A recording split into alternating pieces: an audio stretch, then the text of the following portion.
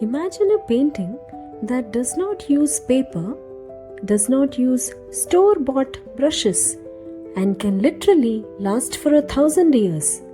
Sounds like magic? Well, in the heart of Odisha, it's just another day for a Chitrakar. Today, we are diving into the world of Pattachitra, the art of storytelling on cloth. First, let's talk about the paper. It's actually made from old cotton cloth saris, but you can just paint on them.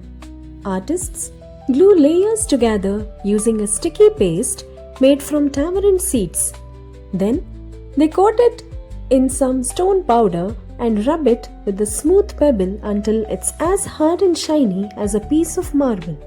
It's like turning a soft t-shirt into a rock-hard canvas. Now, the colors used here are chemical-free. The white color is made from ground seashells.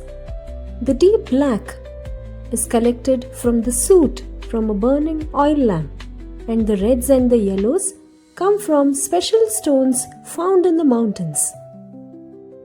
But Pattachitra isn't just about the tools, it's about the soul. Every painting tells a legend.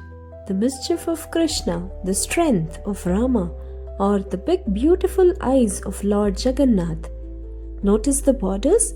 In the Pattachitra, the border is just as important as the hero.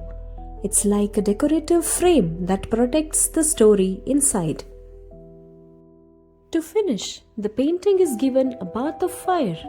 Artists hold it near a flame and apply natural lacquer, giving it a golden glow and making it waterproof. And there you have it, a piece of history that won't fade for centuries. So the next time you see a Pattachitra, remember, it's not just paint, it's a living, breathing tradition. The Government of India gave the geographical indication tag to the Chitrakars of Odisha. This tag protects the artists from fakes and guarantees that you're holding a piece of authentic Indian heritage. When you see the GI logo, you aren't just buying a painting, you're supporting a 1,000-year-old tradition protected by law.